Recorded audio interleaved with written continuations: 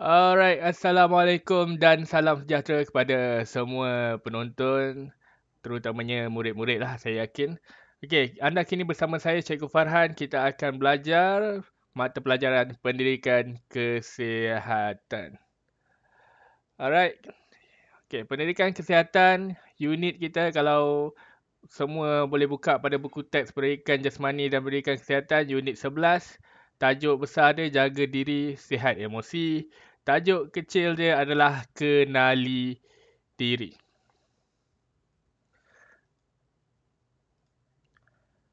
Okey, apakah itu anggota seksual, murid-murid? Anggota seksual adalah bahagian tubuh badan yang sangat istimewa. Kenapa dia istimewa? Setiap orang ada anggota seksual masing-masing. Tetapi anda tidak dibenarkan bagi kebenaran dekat orang lain untuk pegang anggota seksual kamu. Okey, dekat bahagian mana anggota seksual tu cikgu? Okey, kita lihat kepada tulisan yang telah pun saya sediakan di sini. Okey, anggota seksual di tubuh badan kita ialah bibir, payudara, punggung, zakar, faraj dan dubur.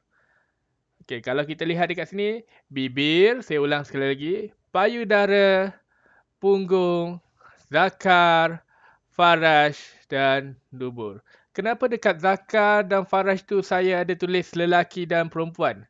Okey, perlu diingatkan kepada semua murid-murid bahawa lelaki dan perempuan mempunyai alat kemaluan yang berbeza.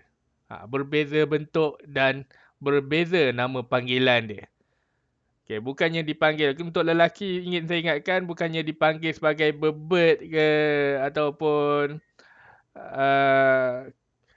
apa tu, batang ke. Okay, nama rasmi dia adalah zakar. Dan untuk perempuan, kita bukannya datang sini untuk bercakap lucah, tetapi ini adalah fakta dia. Untuk perempuan, alat kemaluan dikenali sebagai faraj. Okey, kita pergi ke gambar kerana saya yakin murid-murid pasti berminat untuk tahu dekat bahagian mana anggota seksual ni berada. Okey, ini dia gambar. Kalau murid-murid buka pada buku teks pendidikan kesihatan, pendidikan jasmani dan kesihatan, murid-murid dapat lihat gambar ni di bawah tajuk kesihatan diri emosi tu. Okey, anggota seksual. Okey, ini adalah gambar murid lelaki dan juga murid perempuan. Okey, boleh tengok kepada anak panah ni, mouse saya ni. Okey, ini adalah murid lelaki di bahagian hadapan, di bahagian belakang dan murid perempuan di bahagian hadapan.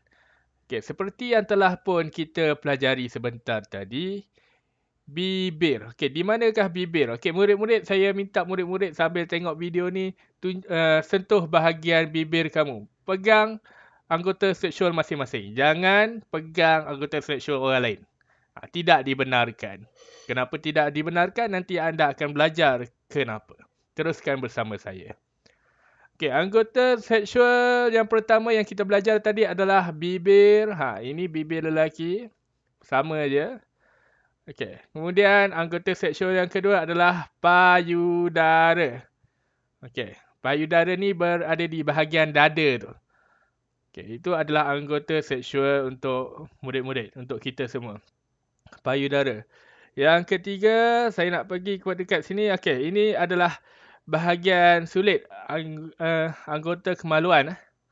Okey, yang lelaki dipanggil sebagai, tadi yang saya dah jelaskan, dipanggil sebagai zakar. Dan yang perempuan kita panggil sebagai faraj. Okay, kenapa nama dia berbeza? Sebab bentuk dia pun berbeza dan jantin inilah yang digunakan untuk membezakan antara lelaki dan perempuan. Murid lelaki dia ada zakar. Murid perempuan dia ada faraj. Okay. Tak adanya lelaki yang ada faraj dan mustahil untuk perempuan ada zakar. Okay. Dan anggota seksual yang lain selain itu adalah punggung. Okey. Pegang punggung masing-masing. Jangan pegang punggung orang lain. Okey, dan ini adalah bahagian punggung. dan dubur. Apa itu dubur, cikgu? Okey, dubur ni adalah kawasan di mana kamu membuang air besar. Dekat mana? Dekat dalam tu, daripada bahagian dalam tubuh badan kamu, usus tu mengeluarkan tahi, dia keluar di bahagian dubur. Okey, kita bukan bercakap kotor, tapi ini adalah ilmu untuk kamu. Okay. Kita sudah pun mengenali bahagian anggota seksual yang terdapat di tubuh badan masing-masing. Okey. Kamu perlu ingat ini kerana ianya sangatlah penting. Okey, sekarang kita lihat kepada gambar yang baru. Okey, gambar yang baru ni. Tangan saya pun hilang. Okey. Gambar yang baru iaitu lindungi anggota seksual. Masih ingat apa itu anggota seksual, murid-murid? Okey. Lindungi anggota seksual. Anggota seksual kamu sangat istimewa. Sebab itulah ia perlu dilindungi. Lindungi daripada apa, cikgu? Okey. Lindungilah ia daripada, ada 4 kat sini. Katakan tidak jika ada yang hendak menyentuh. Okey, anggota seksual kamu tidak boleh disentuh oleh orang lain kecuali diri kamu sendiri ataupun kecuali doktor.